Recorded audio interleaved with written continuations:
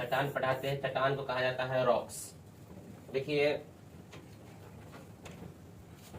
चट्टान के अध्ययन को लिथोलॉजी कहते हैं। जहाँ पे चट्टान के बारे में पढ़ा जाता है उसे क्या कहते हैं? लिथोलॉजी कहते हैं। ठीक है बेटा।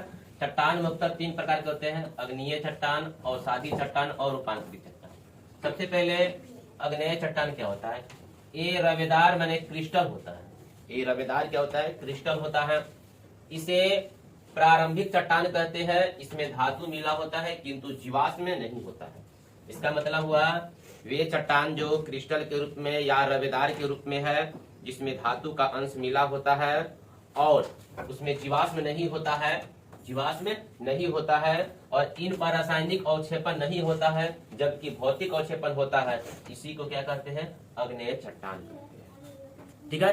अग्नेय चट्टान में नोट में पढ़ना है, अग्नेय चट्टान का निर्माण ज्वालामुखी के मैग्मा होने पर जो लावा बनता है, जिससे अग्नेय चट्टान का निर्माण होता है। माने ज्वालामुखी के द्वारा ही इसका निर्माण होता है। अब आते हैं अग्नेय चट्टान का निर्माण किससे होता है बेटा? लावा से होता है। याद रखना है, अग्नेय चट्टान का निर्माण लावा से होता है और पृथ्वी पर 95% अग्नेय चट्टान है। चट्टान जो है अग्नेय चट्टान 95% है। ठीक है। और 5% ही है अवसादी और रूपांतरित। देखिए ग्रेनाइट, मैक्रो और वेसेल्ट, ये जितने भी है ये सब को क्या कहा जाता है बेटा? ये सब को अग्नेय चट्टान कहा जाता है। अब पढ़ेंगे, चलिए वेसल्ट क्या है? अपक्षय से काली मिट्टी बनती है। अब आते बेटा अवसादी चट्टान। ये अग्नेय चट्टान से बनती है। ये किससे बनेगा? अवसादी अग्नेय चट्टान से अवसादी चट्टान बनता है। इसे द्वितीय, इसे तलहटी या परतदार जीवाश्म ईंधन वाला चट्टान इसको हम बोल सकते हैं, जिसमें जीवाश्म मिला है, जीव जंतु मिला हुआ है, जीव जंतु का अवशेष मिला हुआ है, उसी को अवसादी चट्टान कहते हैं। जैसे बलुआ पत्थर, बलुआ पत्थर में है ना जीवाश्म पाया जाता है।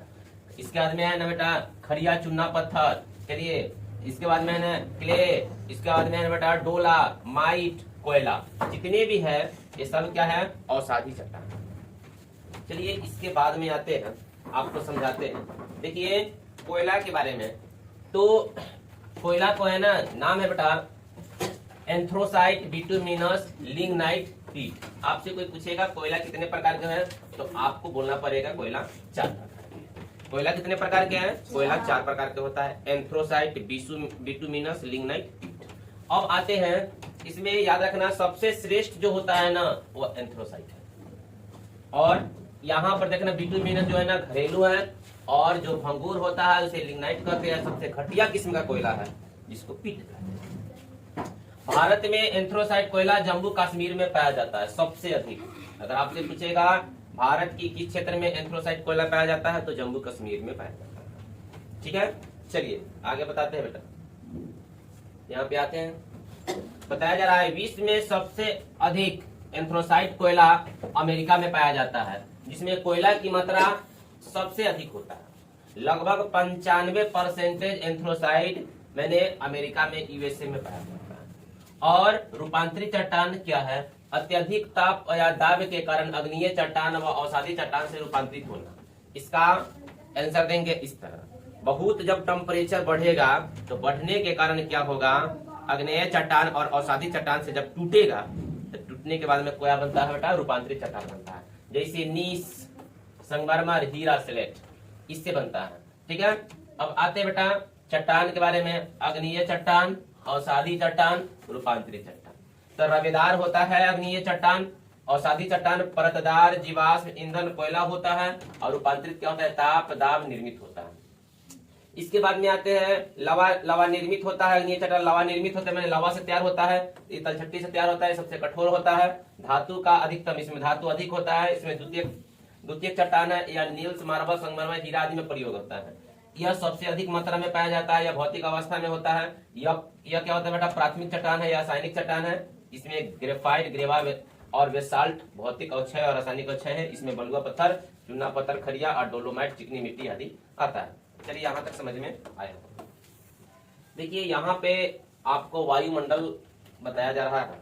देखिए वायुमंडल की परत, तो वायुमंडल की कितने परत होती है? तो याद रखना है वायुमंडल की 4 परत होती है और समताप के 2 परत होती है। तो टोटल परत हो जाएगा कितना? 6 हो जाएगा। देखिए क्षोभ मंडल, समताप मंडल, मध्य मंडल, या ताप मंडल, आयन मंडल, बाह्य मंडल, इन सभी में वायुमंडल की 5 परतें रखा गया है। कितनी परतें रखा गया है? 5 परतें रखा गया है। चलिए याद रखना है कि पृथ्वी है, पृथ्वी से 18 किलोमीटर ऊपर जाएंगे तो वह क्षोभ मंडल होगा।